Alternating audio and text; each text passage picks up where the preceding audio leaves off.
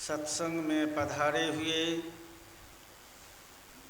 सभी महान भावों को,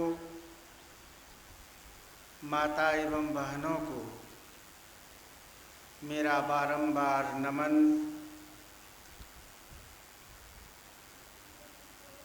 भाग्यशाली हैं आप लोग जो कम से कम सप्ताह में एक दिन साप्ताहिक सत्संग, रविवारी सत्संग में उपस्थित होते हैं और सत्संग का लाभ लेते हैं। पाठ के क्रम में आप लोग सप्तम सोपान उत्तर कांड का कुछ प्रसंग सुने और उसमें सुन रहे थे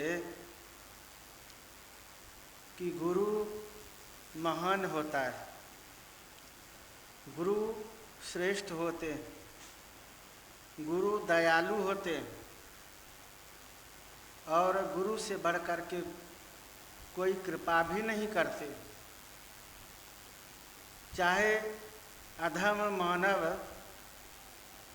गुरु से ही ईर्ष्या करते। सबकी बात नहीं, जो अधम मानव हैं तो गुरु से ईर्ष्या करते हैं। गुरु से ईर्ष्या अर्थात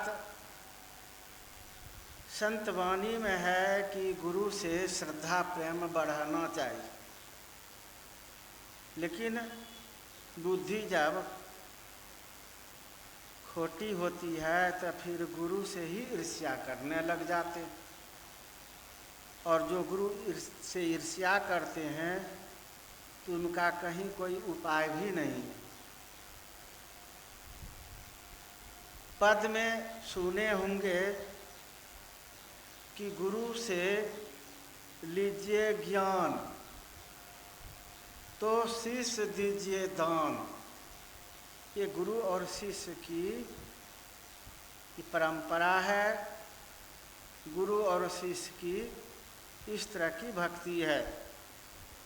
जो गुरु से जुड़ते हैं तो गुरु को सबसे ऊपर रखते,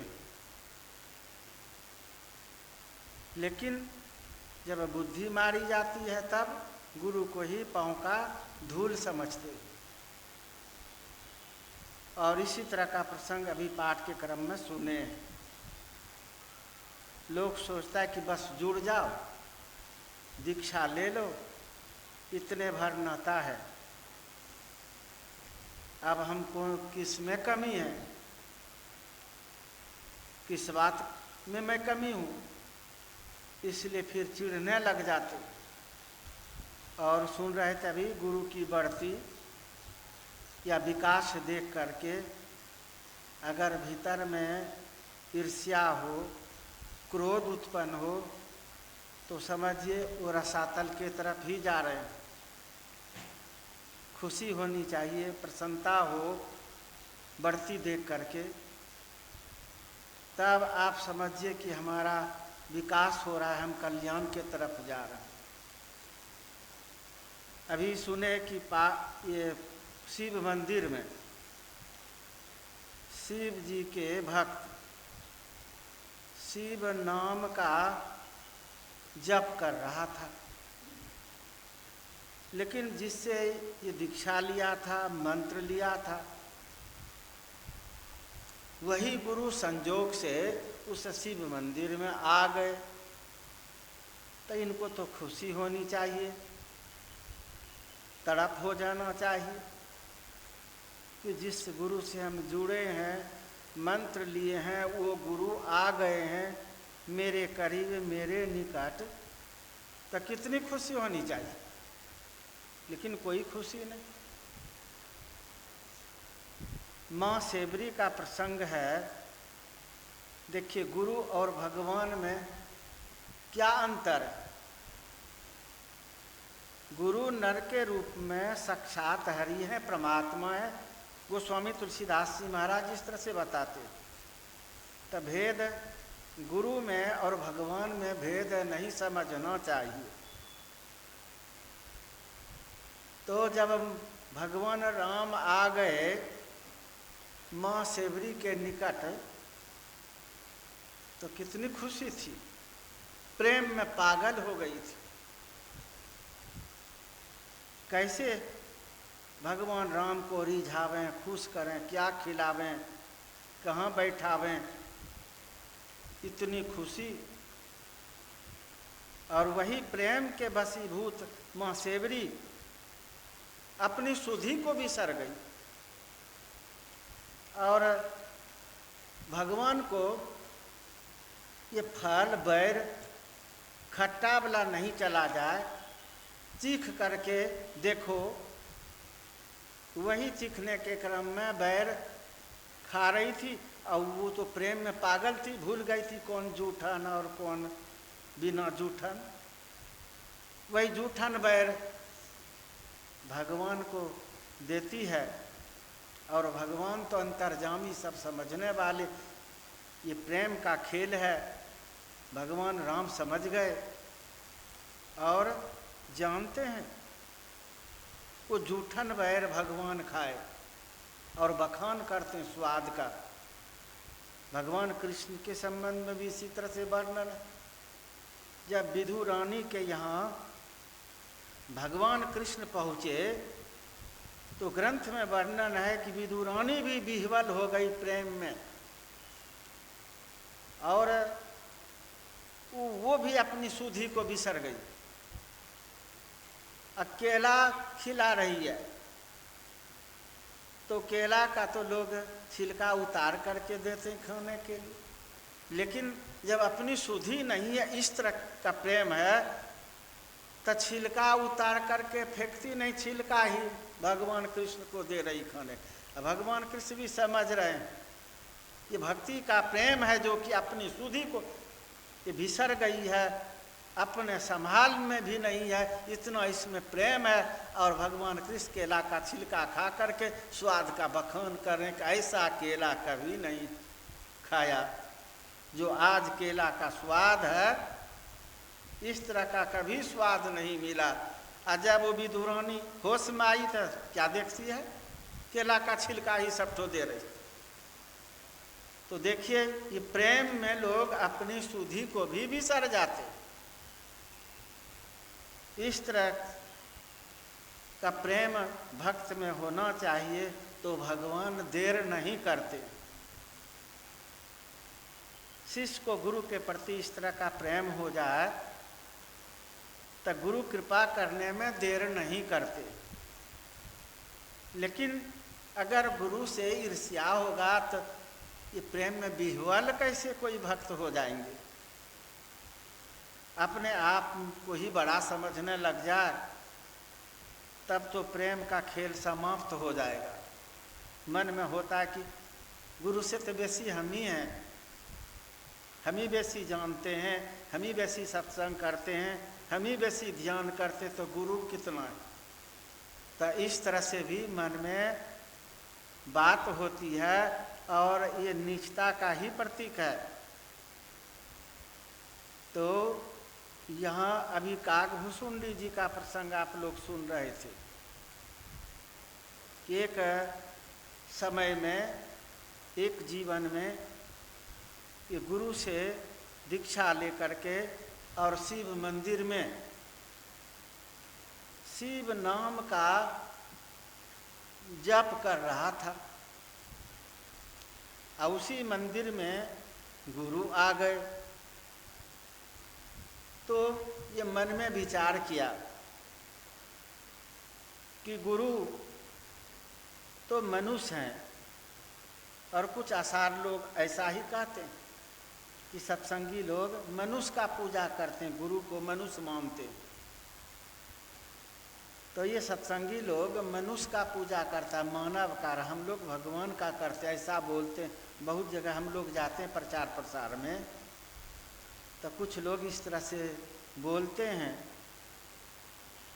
तो ये भी वही समझा होगा कि हम देवों का देव महादेव शिव जी का पूजन कर रहे हैं और यहाँ शिव मंदिर में तो मनुष्य आए, गुरु आए, तो शिव जी से तो बड़े नहीं हैं, तो शिव जी का पूजा छोड़ करके हम इनको प्रणाम क्यों करें? तो आप लोग सोचिएगा कि ठीक है तो सोचा था, ये कहिएगा। लेकिन नहीं, अभी अगर ध्यान से पाठ सुने होंगे तो बात समझ में आ गई होगी। उठ करके प्रणाम नहीं किया। अगर गुरु को महान समझते तो दौड़ जाते, लोग चरण पर गिर पड़ते हैं, दंडवत प्रणाम करते। लेकिन जब श्रद्धा प्रेम नहीं रहता है तो प्रणाम क्या, बढ़िया से बात भी नहीं करते। तो गुरु को तो प्रणाम नहीं किया, लेकिन फिर भी गुरु तो सरल होते, संत तो सरल होते। संत सरल सब छल छन हीना, मम भरोस हिया हरस न दीना। नम्मी भक्ति, भगवान राम जो भक्ति के 9 प्रकार बताए, तो सबसे ऊपर यही नम्मी भक्ति में यही बात बताए। कोई बड़ाई भी कर दे तो कोई अंतर नहीं, कोई निंदा भी करे तो कोई अंतर नहीं, कोई गाली बके तो कोई अंतर नहीं। सदा एक समान ज्ञानी पुरुष, ध्यानी पुरुष, संत जन सदा एक समान रहते हैं। उनको आपकी बड़ाई की भूख नहीं है, निंदा से भी दुख नहीं है, और गालियों बकते हैं तो कोई कष्ट नहीं है। लेकिन शिष्य का, भक्त का जीवन क्या होगा? गुरु को तो कष्ट नहीं होगा, और हुआ भी नहीं, प्रणाम नहीं किया तो गुरु को कोई कष्ट नहीं हो। लेकिन जिनको इष्ट देव बनाए थे, जिनका उपासना कर रहे थे, मंत्र जप कर रहे थे, वो शिव जी नाराज क्यों हो गए? माँ बहने, भाई बंधु, इसी से समझ लेना चाहिए कि शिव जी भी कोई गुरु का अगर अपमान करते तो शिव जी खुश नहीं होंगे। जीवन आपका शिव भक्ति में ही पार हो जाए, लेकिन शिव जी कृपा कभी नहीं करेंगे। अगर गुरु नाराज हो जाए तो हनुमान जी भी कृपा नहीं करेंगे, भगवान राम और भगवान कृष्ण भी कृपा नहीं करेंगे। तो ये शिव जी क्रोध में आ गए, नाराज होकर के, और अपने भक्त को शाप देते। क्या शाप दिए? कहा कि अरे अधम, अरे नीच, गुरु आए मंदिर तो उठ करके तू प्रणाम भी नहीं किया, अपने आप को क्या समझा तू? गुरु को उठ करके प्रणाम भी नहीं किया, बैठा रह गया अजगर के तरह। तो जाओ, गुरु तो तुमको कुछ नहीं कहा, लेकिन अगर हम क्षमा करेंगे तो वेद मार्ग भ्रष्ट हो जाएगा, कोई गुरु के प्रति श्रद्धा नहीं रखेगा। बिना गुरु के कृपा के बगैर कोई भवसागर पार भी नहीं हो सकते। उनको चक्कर लगाना ही पड़ता, भटकना ही पड़ता 84 में। तो जाओ, मैं तुझे शाप देता हूँ, गुरु तो कुछ नहीं बोले, लेकिन मैं तुझे शाप देता हूँ, जा तू अजगर के तरह बैठा रह गया ना, तो अजगर ही हो जा, और अजगर बन करके गाछ के खोड़र में रहो। अभी सुन रहे थे पाठ के क्रम में, अजगर का शरीर बहुत भारी होता है, इसलिए कहीं जा आ नहीं पाता है। इसलिए कह दिया अजगर बन करके वृक्ष के खोड़र में ही रहो, क्योंकि वो उठ बैठ नहीं सकेगा, कहीं चलना फिरना मुश्किल है, भोजन मिलेगा वहीं निकट से मिलेगा, नहीं तो दूर दरार भोजन के लिए भी ये नहीं जा सकता है। तो अजगर वाला तू काम किया है, अजगर के तरह ही बैठा रह गया है, तो इसलिए मैं तुझे शाप देता हूँ कि अजगर बन करके वृक्ष के खोड़ार में रह। और ऐसे रामायण तो बहुत है। गुरु के प्रति जो ईर्ष्या रखते, घृणा करते हैं, उनके लिए रामायण में बहुत कर्म का भयानक परिणाम दिखाया है। अजगर बनने का शाप अभी सुने, रामायण में ही वर्णन है कि 10,000 वर्ष तक अन्न जोनी में तुझे चक्कर लगाना पड़ेगा। जो गुरु से श्रद्धा घटा देते हैं उनको नरक ही लिखा रहता है। गुरु सीढ़ी ते उतरे शब्द विहुना होय, ताको काल घसीटियें राखी सके ना कोई। जब गुरु उन पर से कृपा हटा लेते हैं तो वो काल से घसीटे जाते, कोई उनका रक्षा नहीं करते। गुरु के नज़र से अगर गिर जाते हैं तो उनको कोई बचाने वाले नहीं, कोई रक्षा नहीं करते, बल्कि वो काल से घसीटे जाते हैं। गुरु सीढ़ी ते उतरे शब्द बिहुना होय, ताको काल घसीटियें राखी सके ना कोई। तो यहाँ पर शिव जी वही शाप दे कि जाओ तू अजगर हो जाओ और 10,000 वर्ष तक अन्न जोनी में भी चक्कर लगाओ। घट रामायण, रामायण के संबंध में सुने होंगे कि बहुत रामायण 7 कोटि अपारा, 100 करोड़ रामायण का वर्णन है। तो घट रामायण में वर्णन है। अभी तो तुलसी कृत की बात सुने, घट रामायण में वर्णन है कि जो गुरु से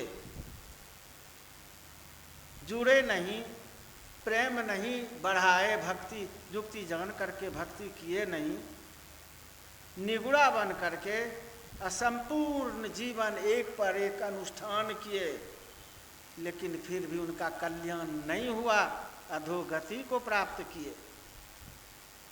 कठिन कठिन तपस्या किया, गुरु से जुड़ा नहीं, अपने मन ग्रंथ बहुत उपासना किया, फिर भी कल्याण नहीं हुआ। उस घट रामायण में वर्णन है कि जीवन भर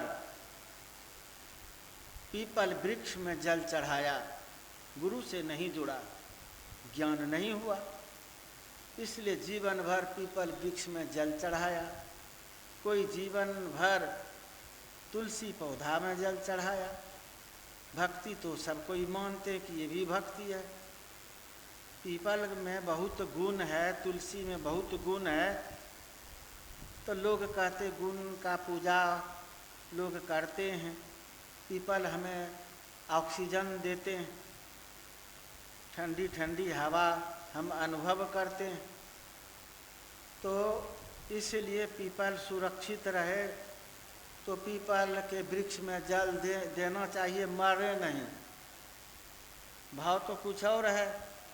तुलसी 24 घंटा ऑक्सीजन दे, हम मानवों को प्रदान करते, और तुलसी में 5 चीज में गुण है। लोग बोलते हैं ना पंच तुलसी, जड़ में भी गुण है, तना में भी गुण है, पत्ता में भी गुण है, फूल में भी गुण है, और बीज में भी गुण है। 5 चीज में गुण है, इसलिए बहुत प्रकार की औषधि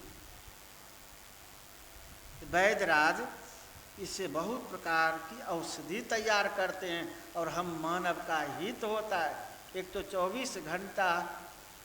24 घंटे ऑक्सीजन देते, जो हम मानवों के लिए हितकर है, हवा को फिल्टर करता है, और तुलसी में तो वो गुण है कि जो बराबर 2, 4, 5 पत्ता खाएगा तो उनको जीवन में कैंसर नहीं होगा।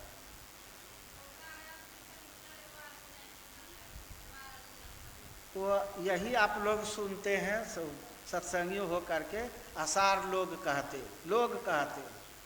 और यहाँ सत्संग में जो कहते हैं तो वो बेकार है। लोग कहते हैं तो उसी पर चलिए यहाँ ध्यान रखिए। गुण तो गुण है, हित 24 घंटा करता है। और वो पत्ता में इतना है कि आपका सर्दी, खांसी, बुखार सबका नियम है अलग अलग। तुलसी पत्ता के साथ में ये काली मिर्च दे करके आप खाएंगे तो बुखार भी भागेगा। तुलसी पत्ता, मरीच, हल्दी वगैरह दे करके काढ़ा बनाते हैं तो खांसी भी भाग जाती। तो उसका नियम है अलग अलग। तरीका जानने पर बहुत वो लाभ करता है। चर्म रोग हो गया है किसी को, तुलसी, लोग बोलते कि टच नहीं होना चाहिए शरीर में भिड़ना नहीं चाहिए। और इस तरह से ग्रंथ में कि जिसका शरीर कुष्ठ रोग से ग्रसित है और किसी दवाई से ठीक नहीं हो पा रहा है, तो 12 साल अगर तुलसी के जंगल में लगातार वहीं सोए बैठे उठे और वहीं खाना पीना है तो 12 साल में काया पलट हो जाता है, कंचन काया हो जाता है। साथ साथ तुलसी का देखते हैं लोग माला बना के पहनते 24 घंटा। शनिवार रविवार हटा देता है क्या भक्त हटाएगा? तुलसी माला कहते हैं, तुलसी दल, ये तुलसी का माला पहन के रहते। और एक ग्रंथ में मैंने पढ़ा था, एक मुसलमान था और वो मुसलमान कहीं जा रहा था तो देखा, कथा तो लंबी है, मात्र में संकेत कर देता हूँ। तो एक मुसलमान जाते जाते वो थक गए थे, एक वृक्ष के नीचे बगल में झाड़ वगैरह था, वृक्ष था, तो उसमें बैठे थे विश्राम करने के लिए कि कुछ देर के बाद तब यहाँ से चलेंगे। उधर क्या देखते हैं कि 2 ये लंबा पुरुष, जो उस तरह का धरती पर वो नहीं देखा और बगल में आपस में बातचीत कर रहे हैं कि देखो एक गाड़ी वाहन बैलगाड़ी पर बैठ कर कभी आएंगे और उसी का जीवन लीला समाप्त करना है, उसका समय पूरा हो गया है तो उनको ले जाना है। वो दोनों आपस में बात कर रहे थे और जब बात कर रहे थे तो वो सुन रहा था, उधर से भीतर में डर गया और छुप गया उधर। वास्तव में जब बैलगाड़ी लेकर के वहाँ पर गाड़ी वाहन आए तो वो बैल आपस में ओझरा गए। सब खेल था वहाँ जमदूत का, आपस में ओझरा गए। वही वो मतलब जब वो बैल ओझरा गए तो गाड़ी वाहन नीचे उतरा सोझराने के लिए। वहाँ तो खेल था, बैल ऐसा सींग मारा ना तो वो गाड़ी वाहन दूर में जाकर के गिरा जहाँ पर तुलसी सब, बहुत तुलसी का गाछ सब तुलसी में जाकर के गिर पड़ा। अब वो जमदूत कहते हैं, अफसोस की बात, हम लोग ले जाते इसको नरक, लेकिन अफसोस की बात ये तुलसी में टच हो गया।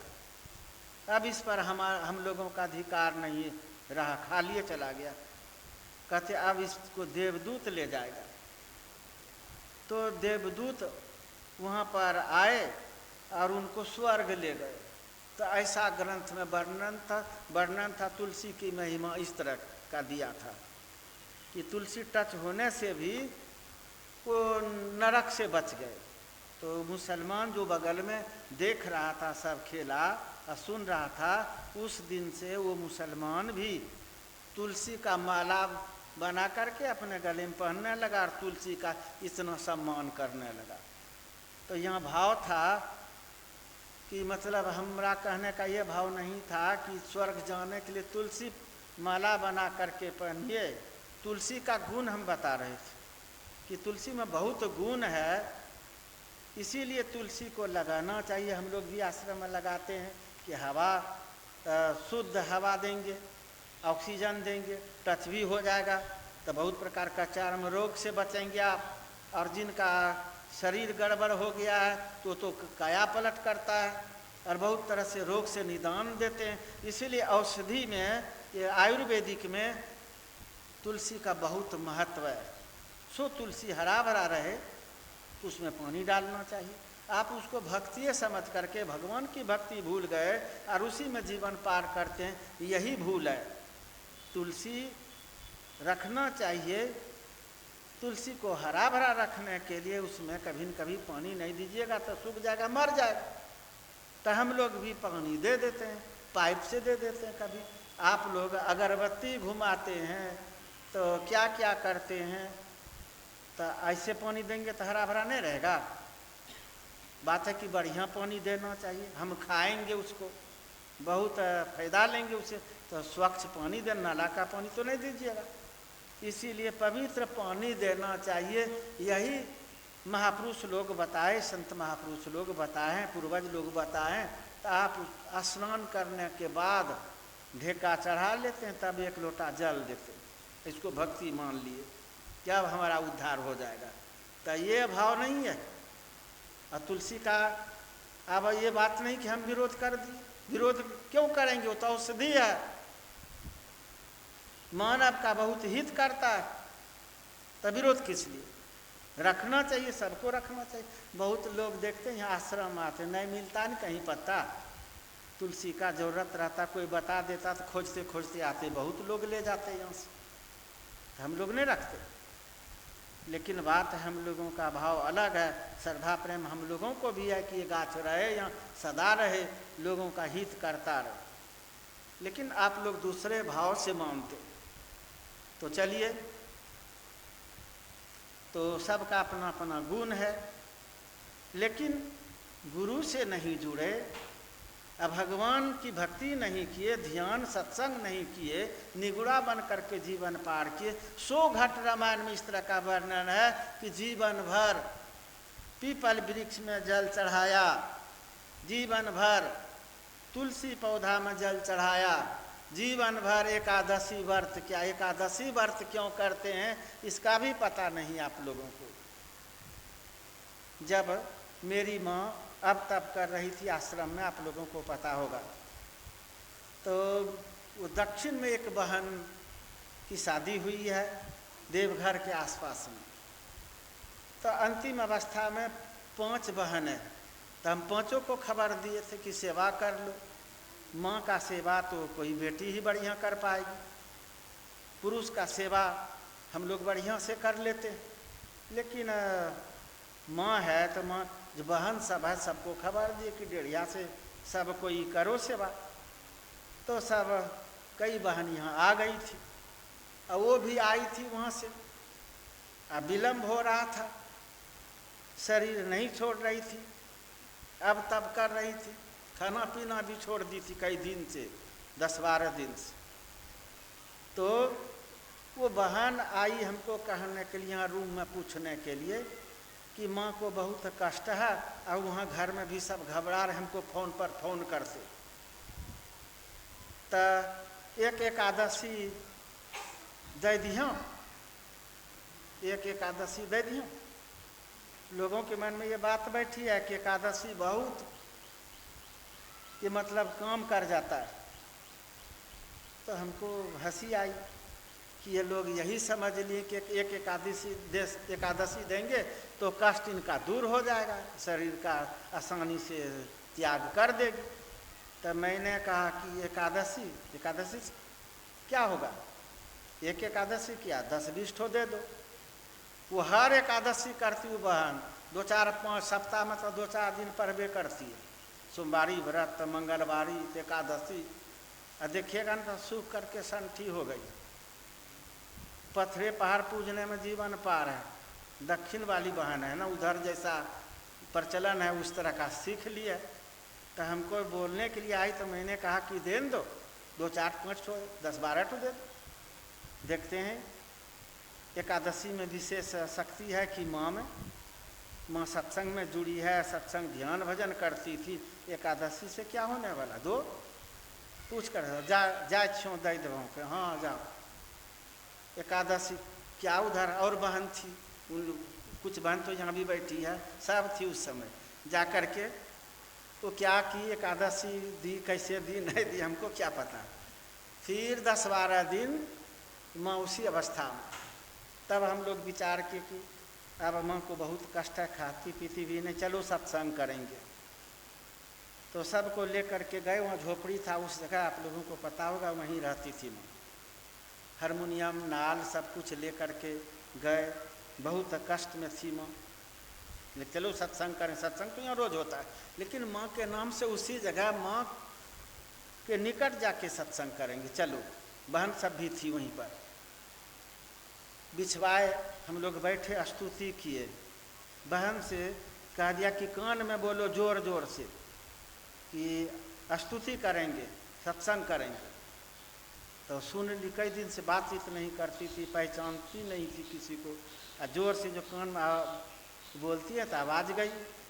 तो बोलती है, कई दिन के बाद बोली जरा सा इशारा कि हमको उठाओ। तब मैंने भी कहा कि उसको पकड़ के रखो। और हम भी जोर से बोले कि स्तुति करो। हम लोग खूब जोर जोर से स्तुति करने लग गए कि स्तुति के बाद ध्यान करेंगे और भजन गाएंगे। लेकिन स्तुति करने के बाद तब कहते कि अब ध्यान करो। कान में जोर से कह दिए कि ध्यान करो। वही माँ आँख बंद किया, ध्यान की बस तुरंत 1 मिनट देर भी नहीं की, निकल गई। तब अब बहन सब रोने लगी। मैंने कहा कि एकादशी दिया था किस लिए, रोने के लिए। एकादशी से नहीं काम बना, सत्संग पावरफुल है। हमारे गुरु महाराज के सत्संग में ध्यान में वो शक्ति है कि तुरंत निवारण। और उस बहन से मैंने कहा कि अब बताओ एकादशी में बेसी शक्ति कि सत्संग में, तो कुछ नहीं बोलने लगी। तो देखिए कहने का भाव है कि सत्संगी हैं आप लोग, मजबूत रहिए, सत्संग को कम मत समझिए, ध्यान को कम मत समझिए। गुरु से जुड़े हैं, जो गुरु बताए हैं, असार लोग कुछ भी कह दे उसके बाद में प्रेम घटाना ही नहीं चाहिए, नहीं तो कहीं के नहीं रह पाएंगे। लोगों के कहने पर आप सत्संगी हैं, सत्संग से विवेक हो जाता है, रात बराबर सुनते हैं, दीक्षित हैं आप। विश्वास नहीं हो रहा है सत्संग पर, ध्यान पर विश्वास नहीं, एक मालिक भगवान पर विश्वास नहीं, गुरु पर विश्वास नहीं, दूसरों दो लोग सब क्या कहते हैं उस पर दौड़ लगाते हैं। तो उससे सावधान रहिए। तो मैं कह रहा था कि इस घट रामायण में वर्णन है कि जीवन भर तुलसी पौधा में जल दिया, पीपल वृक्ष में जल दिया, एकादशी व्रत किया। एकादशी हम इसलिए करते हैं, हमारे गुरु महाराज भी करते थे और हम लोगों का भी कभी मन होता था कोई भी करते हैं। वो इसलिए करते हैं उस दिन का ऐसा समय है, प्रकृति का उस तरह का नियम है, चांद सूरज का कुछ उस तरह का खेल है। उस दिन उपवास रहने से शारीरिक क्रिया ठीक रहता है। रोज हम खाते हैं, पचता भी नहीं है, फिर भोजन पर भोजन, नाश्ता पर नाश्ता, तब मशीन को रेस्ट नहीं मिल पाता है। इसीलिए गैस वगैरह बन जाता है, गैस्ट्रिक और कितना तरह का रोग पकड़ लेता है। तब महीना में कम से कम 2 बार एकादशी में अगर उपवास रह लेते हैं आप, तो मशीन को रेस्ट मिलता है और आपका पेट का क्रिया सब ठीक हो जाता है पच करके। तो फिर ये शरीर ठीक रहेगा और ध्यान भजन सत्संग करने के लिए आपको समय मिलेगा। इसलिए करना चाहिए, हम मना भी नहीं करते हैं। अब बात है कि एकादशी का लोग नियम भी नहीं जानते। एकादशी के दिन उपवास रहता है, खूब रात में दूध भर पेट पी लेगा, क्या क्या पेड़ा लड्डू खूब कितना खा लेगा, फल जितना उपवास नहीं किया उसका 3 गुना पूरा खा करके बैठ गई और उसको एकादशी मान ली। इस तरह का एकादशी समझते हैं लोग। उस पर भी देखिए जानकार लोग कि एकादशी तो लोग करते हैं शरीर क्रिया ठीक करने के लिए, खा लेते हैं। इसलिए एक बार कौन एकादशी जो कुछ जल भी नहीं पी सकते, खाने की बात तो दूर की है, जानते हैं ना, निर्जला कौन एकादशी बोलते। क्यों? कैसे ये लोग नहीं मानती है एकादशियों कर से फिर भी खाने में माहिर है, तो चलो एक निर्जला एकादशी बना दिए। अब क्या कीजिएगा, जो इस एकादशी को कीजिएगा तो न भोजन न पानी कुछ नहीं लेना पड़ेगा, सब बिल्कुल रेस्ट। तो एकादशी तो इसलिए करते हैं, और एकादशी करते तो उस दिन बैठ करके जाप ध्यान कीजिएगा, किसी का निंदा शिकायत नहीं हो, मुंह से अशब्द नहीं निकले, तब वो व्रत हो जाए। और एकादशी उपवास, सास ससुर को कटु वचन, पति को कटु वचन, और अगल बगल को गलम गाली, न जाने कितना, न जप किया न ध्यान किया, न कोई धार्मिक कथा प्रसंग सत्संग से भी मतलब रखा, और मान ली कि एकादशी व्रत हो गया। असली एकादशी है क्या? एकादशी 10 और 10 मन 10 इंद्रियों को एक में स्थिर कीजिए तो वही एकादशी। ऐसे एकादशी का 10 और 1 11 हो जाता है, 10 और 1 11 न। तो अभी विषय पाठ कुछ और है इधर, इसीलिए अभी मैं छोड़ देता हूँ, कभी मौका मिलेगा तो इधर बढ़ेंगे। बस यही सब इंद्रियों को बस कर लीजिए, 10 इंद्रियों को बस कीजिए, मन एकाग्र होगा, ध्यान बन जाएगा और असली एकादशी हो जाएगा, व्रत हो जाएगा। और ध्यान में सारे ख्यालों को छोड़ना होता है, मन इधर उधर उछल फांद नहीं करे, कोई ख्याल मन में न रहे, तो अपने स्वतः 10 इंद्रियों को आप बस कर पाएंगे। और यही हुआ असली एकादशी। लेकिन इस तरह का होता नहीं है।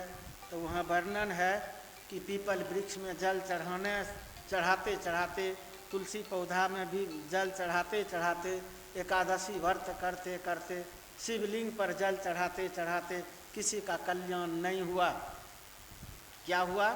जो जीवन भर शिवलिंग पर जल चढ़ाया, गुरु से जुड़ा नहीं, ज्ञान सही हुआ नहीं और परमात्मा की सच्ची भक्ति नहीं किए, जो मन माया सो खाया पिया, जो मन माया सो कर्म किया और जीवन भर शिवलिंग पर जल चढ़ाया। तो घट रामायण में वर्णन है, मेरे ऊपर गुस्सा नहीं कीजिएगा कोई, वो मर करके ऐसा भक्त निगुड़ा मर करके कनगोजर हुआ। पढ़िएगा कभी, कनगोजर लंबा सा देखिएगा, खाली पैर हाथ ढेरे, जीवन भर उसने शिवलिंग पर जल चढ़ाया और कल्याण नहीं हुआ। जमदूत से घसीटे गए, 84 लाख में चक्कर लगाने के लिए कनगोजर हो गए। पीपल वृक्ष में जल चढ़ाया, तुलसी पौधा में जल चढ़ाया, एकादशी व्रत किया, कोई चील बना, कोई चमगादड़ बना, कोई मेढक बना, और इस तरह से वर्णन है। तो जो गुरु से श्रद्धा प्रेम नहीं रखेंगे तो यही सब आसार सब काम होगा। और जब होगा तो रामायण में वर्णन है कि उनका कल्याण नहीं हुआ। इसलिए बिन गुरु भवनिधि तरे ना कोई, जौ बिरंची शंकर सम होई। रामायण में वर्णन है, तुलसीकृत रामायण, कोई ब्रह्मा के समान और शिव जी के समान हो जाए फिर भी बिना गुरु से किन्हीं का कल्याण होगा ही नहीं। इसलिए हमारे गुरु महाराज कहते हैं, बिना गुरु की कृपा पाए नहीं जीवन उधारा है। जब तक संत सद्गुरु की कृपा नहीं होगी जीव का परम कल्याण नहीं होगा। तो सब संत महापुरुष एक ही बात कहते हैं। कबीर साहब कहते, 3 लोक नव खंड में गुरु ते बड़ा ना कोई, करता करे ना कर सके, गुरु करे सो होय। तो देखिए सब महापुरुष लोग ऐसा क्यों कह रहे? कि गुरु के बिना किसी का कल्याण होगा नहीं। इसीलिए यहाँ जब गुरु का सम्मान नहीं किया, शिष्टाचार नहीं निभाया, तो शिव जी नाराज होकर के उनको शाप दिए और कहा कि 10,000 वर्ष तक अन्न जोनी में तू चक्कर लगाओ। लेकिन दयालु गुरु तो वहीं थे जो अभी सुन रहे थे। गुरु का हृदय पिघल गया और स्तुति करने लग गए। किनका? शिव जी का। शिव जी नाराज हुए ना, उनको शांत करना है ना। तो गुरु शिव जी की स्तुति में लग गए। जब शिव जी की स्तुति में गुरु ही लग गए, जिस गुरु के लिए शिव जी अपने भक्त को शाप दिया कि गुरु का इसने सम्मान नहीं किया है, शिष्टाचार नहीं निभाया, गुरु के साथ उठ करके प्रणाम नहीं किया, अजगर के तरह बैठा रह गया, इसलिए शिव जी नाराज होकर के अपने भक्त को शाप दिया था। और जब गुरुए शिव की स्तुति में लग जाए तो शिव जी प्रसन्न नहीं होंगे? शिव जी खुश हुए, प्रसन्न हुए और कहते हैं कि आपकी स्तुति से मैं खुश हूँ। गुरु से कहते हैं आपकी स्तुति से मैं खुश हूँ, इसलिए हमसे वर मांगिए। तो पहले तो भक्ति कौन छोड़ेंगे? कहा कि आपकी भक्ति सदा मेरे हृदय में रहे, वर देना चाहते हैं, खुश हैं, तो पहले तो ये वर दीजिए कि सदा भक्ति स्मरण में रहे और सदा भक्ति का प्रेम घटे नहीं, तो ये वर दीजिए। और जो आप शाप दिए मेरे शिष्य को, देखिए जो शिष्य इतना दुष्ट था, शिष्टाचार भूल गया था, गुरु को कितना दया है ऐसे शिष्य पर भी। बेटा कितनों नालायक हो जाता है ना, माँ बाप को गाली बकता है, पिटाइयों करेगा, लेकिन माँ बाप कभी इन बेटा के साथ श्रद्धा प्रेम घटा लेते हैं, ऐसा तो हम लोग नहीं देखते।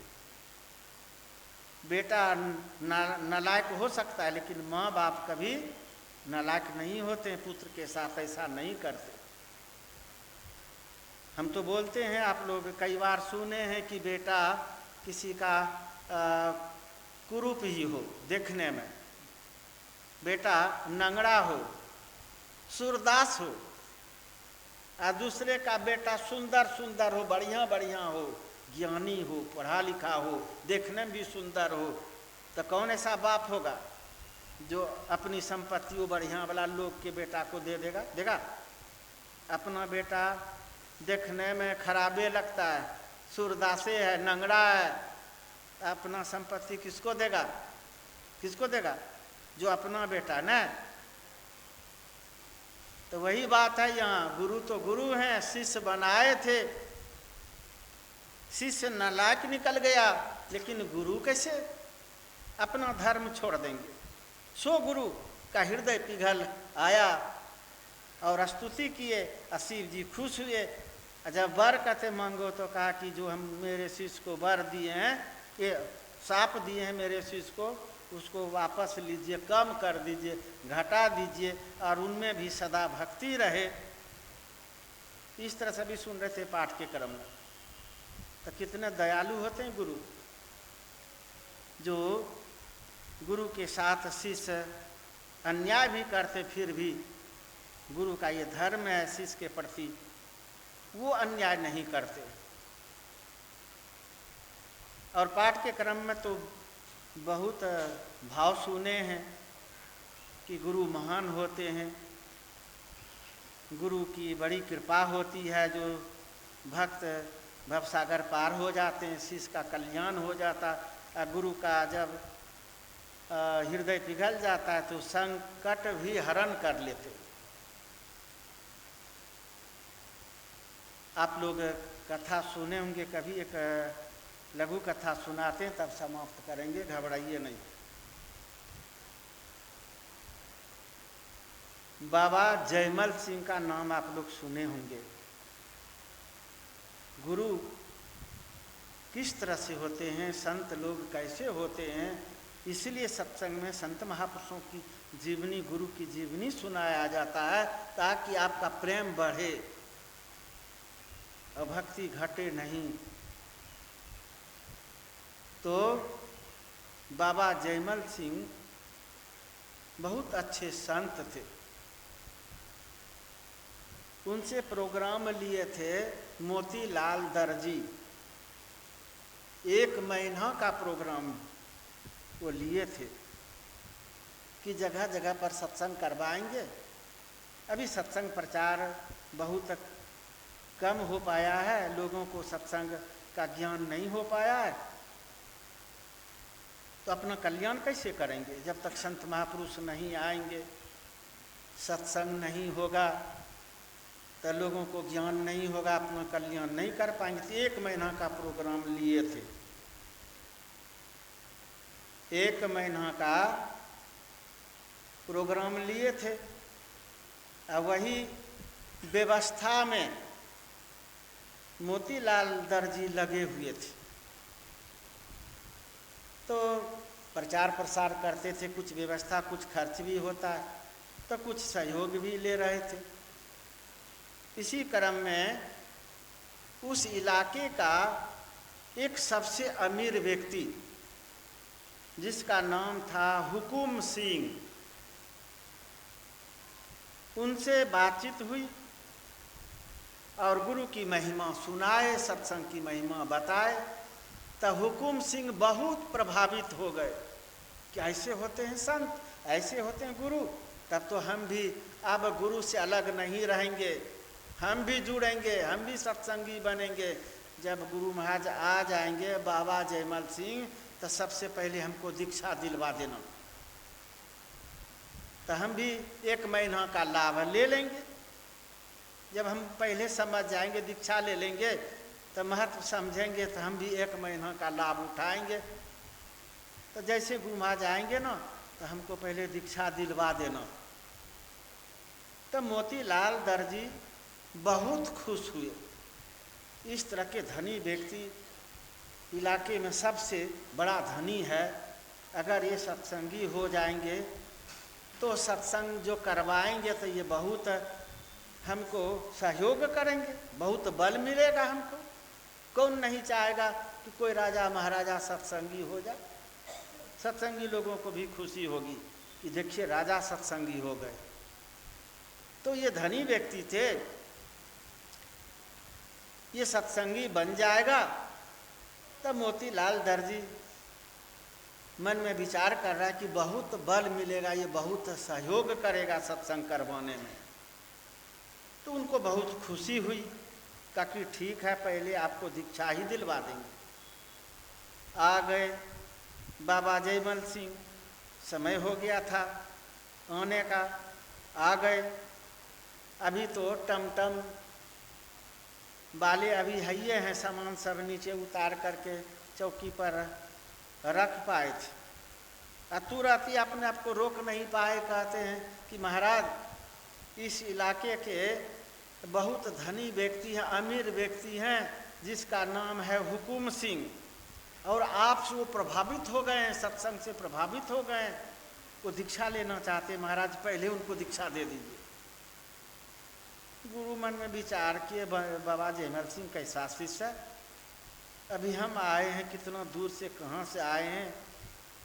लोग तो पहले स्वागत करता है, पाँव हाथ धुलवाते हैं, नाश्ता भोजन कराते हैं कि आने के साथ ही ये दीक्षा दे दो। और उनको तो बहुत खुशी है कि जल्दी से दीक्षा ले ले, जुड़ जाए।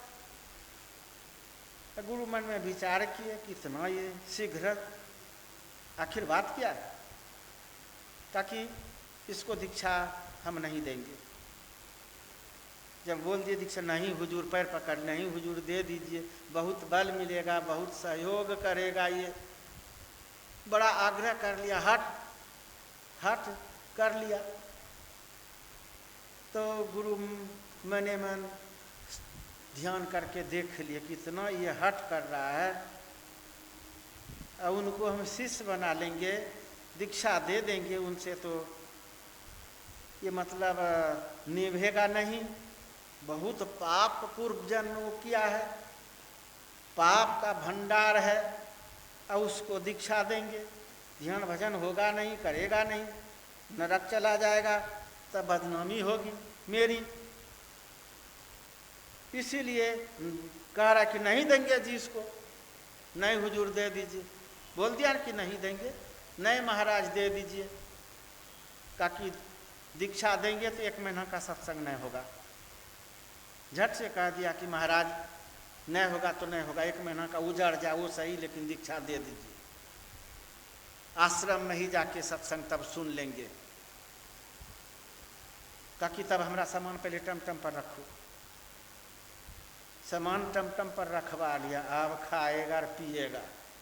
जब हट किया है दीक्षा देने का, सत्संग भी उजड़ जाए, एक आदमी के चलते कितने लोगों को लाभ होता, और एक आदमी के चलते सत्संग उजड़ जाए। हट की बात हम भी जानते। साहिब स्वामी जी महाराज का यहाँ प्रोग्राम था, 2 व्यक्ति हट किया था मेरे साथ, आज दिलवा दीजिए दीक्षा, आज दिलवा दीजिए दीक्षा। इतना हट किया कि आज दिलवा दीजिए, आज दिलवा दीजिएगा ना तब हम सत्संगी बन जाएंगे, नहीं तो हम अब जीवन में कभी बनेंगे ही नहीं। इतना हट किया, इतना जिद किया। दोनों को हम बाबा से निवेदन किए, बाबा का तब मन नहीं था, बहुत आग्रह किए, निवेदन किए, दोनों को दीक्षा दिए। दोनों में एक को नहीं निभाए, दोनों भ्रष्ट कर दिए। बाबा को सब पता था, ये हट का परिणाम देखिए। और हम भी जिद कर दिए तो दोनों को दे दिए। वो दोनों का कि कभी जीवन में सत्संगी नहीं बनेंगे। तब हम बाबा से इस तरह से बोले, फिर भी बाबा तैयार नहीं थे। अंतर्जामी बाबा कि ये लोग निभाएगा नहीं, बदनामी करेगा। लेकिन दिलवा तो दिए, दोनों कोई नहीं चल पाए, दोनों भ्रष्ट कर दिए। इसका परिणाम हुआ, फल हुआ, उनके घर के लोगों को असर हुआ, तब कुछ लोग सत्संगी बन गए, लेकिन वो अपना नहीं निभा सके, ऐसा हुआ।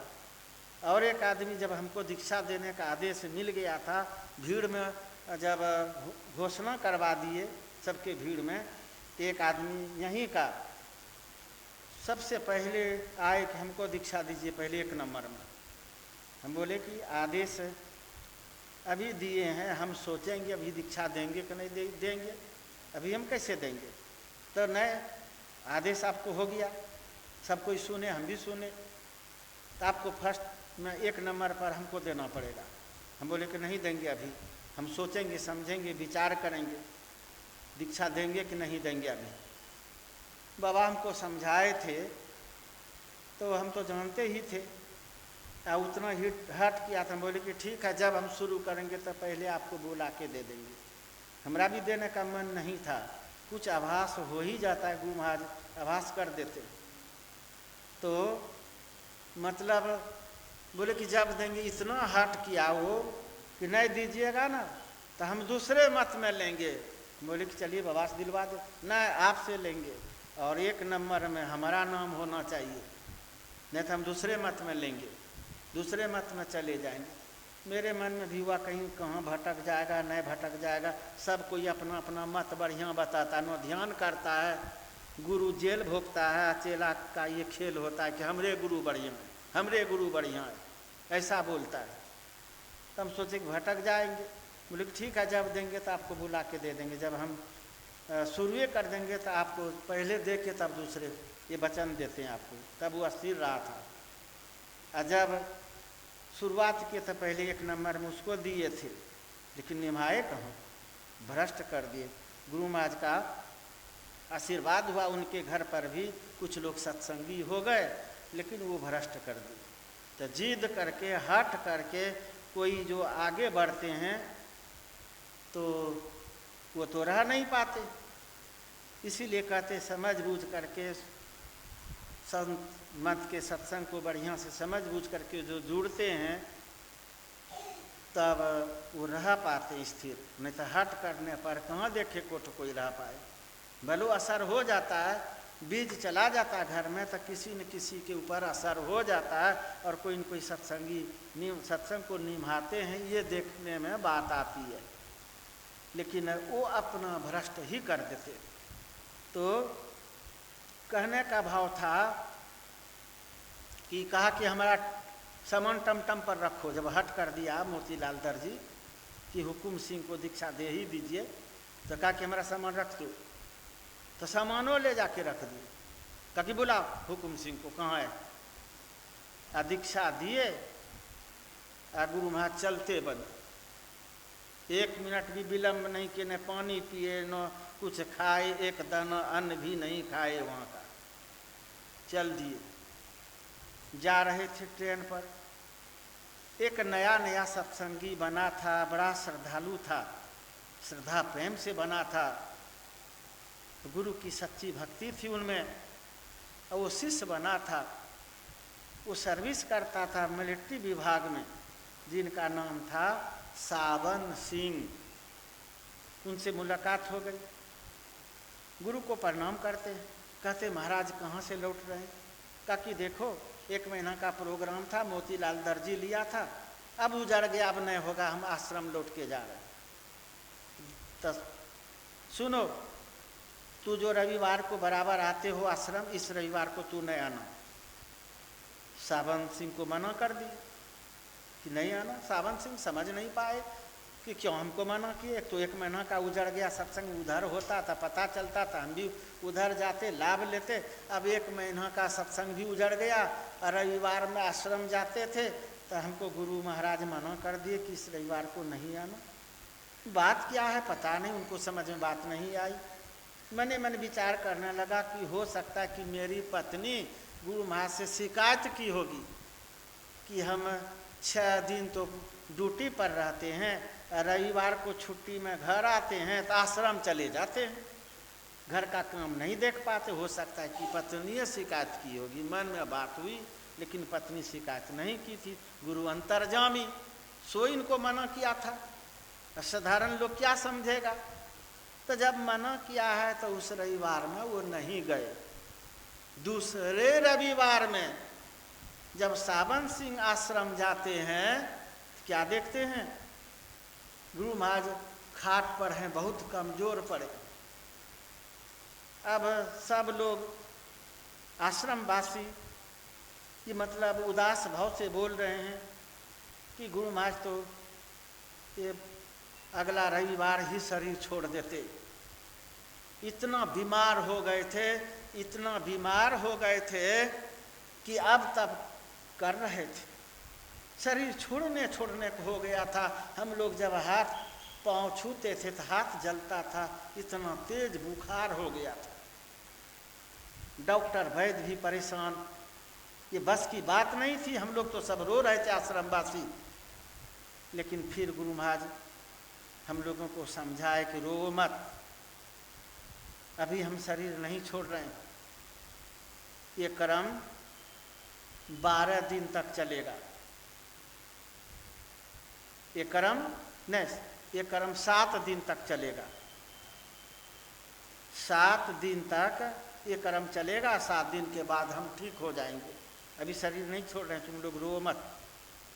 तब हम लोगों को जान में जान आई थी, और अब तो ठीक हो गए, लेकिन बहुत कमज़ोर हैं। दौड़ करके गए, सावन सिंह गुरु महाराज का चरण स्पर्श करते हैं, हाथ जोड़ करके कहते हैं महाराज हमको क्यों मना कर दिए थे। हम भी उस रविवार में आते तो हम भी सेवा करते आपका, हमको क्यों मना कर दिए थे। ताकि मना इसलिए मैं किया था कि तू नया नया सत्संगी बना था अभी, तो हमारा देखता न तू ये हाल, तो तुम्हारा प्रेम घट जाता और तू सत्संग छोड़ देता। और गुरु और शिष्य का जो प्रेम होता वो खेल खत्म हो जाता। नहीं हुजूर, ऐसा हम कभी नहीं सोचते। तू न भिन्न बोलता है, लेकिन उस समय दृश्य देखता तो तू घबरा जाता। नया सत्संगी बना था तू, नया सत्संगी स्थिर नहीं रह पाता है, किसी के बहकावे पर झोंके में बह जाते हैं। तो कहा कि तू नया था इसलिए मैं मना किया था।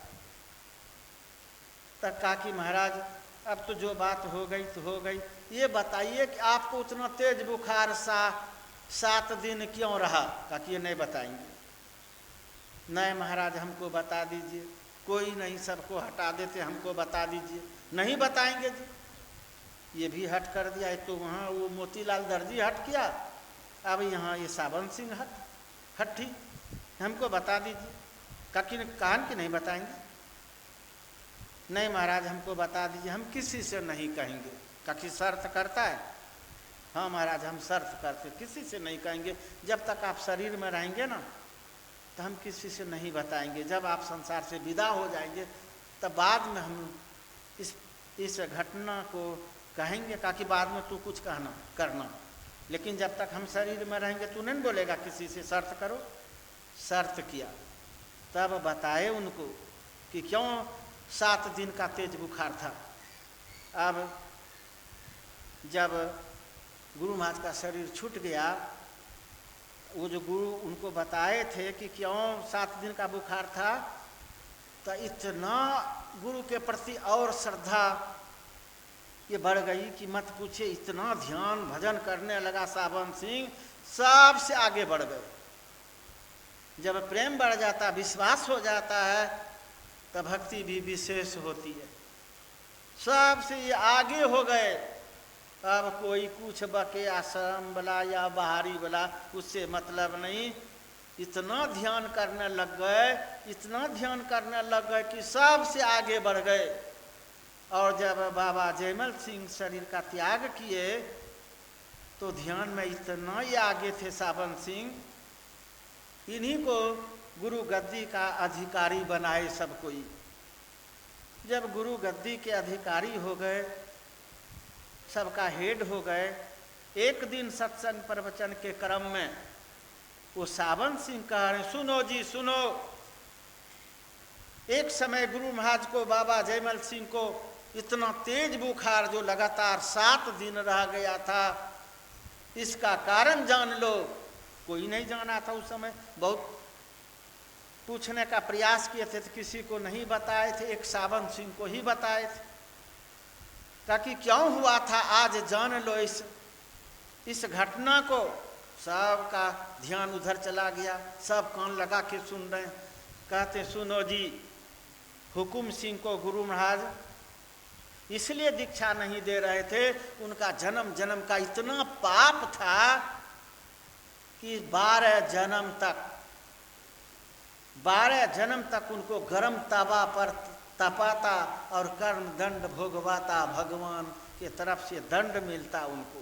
इतना खराब कर्म था कि 12 जन्म तक उसको तवा पर तपाता, जलाता और उसको कष्ट देता। लेकिन जब हट कर दिया मोतीलाल दर्जी, तो बाबा जयमल सिंह जब उनको दीक्षा दे दिए तो इनका हृदय पिघलाया कि दीक्षा दे दिए, सत्संगी बना दिए, और अब भी इनको 12 जन्म तक गर्म तवा पर तपना ही पड़े, तो मैं गुरु किस काम का हुआ? और गुरु से जुड़ने से क्या फायदा हुआ? सो उनसे तो ध्यान भजन होता नहीं।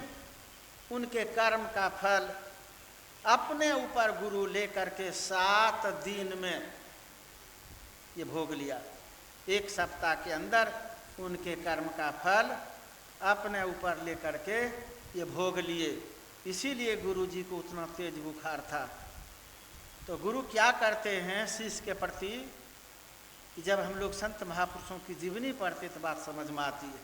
जो शिष्य से ध्यान भजन भी नहीं होता, उनका कल्याण नहीं होता, सो उनका कर्म फल अपने ऊपर लेकर के भोग लिया और उनको मुक्त कर दिए, उपराम कर दिए, ये दुख से निकाल दिए।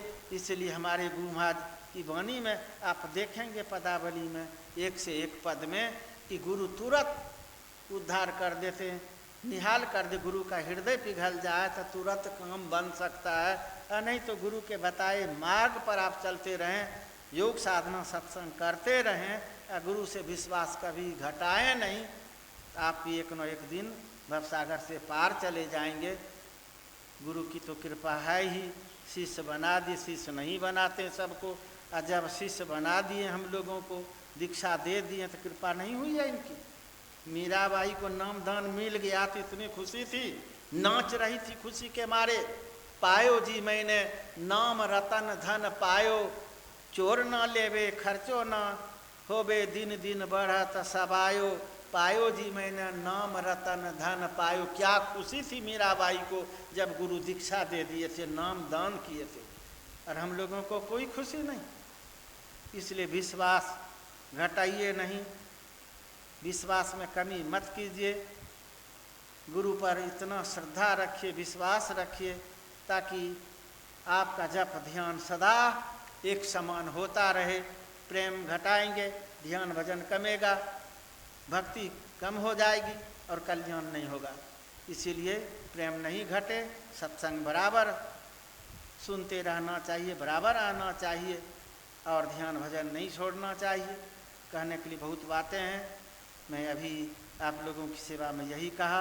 श्री सद्गुरु महाराज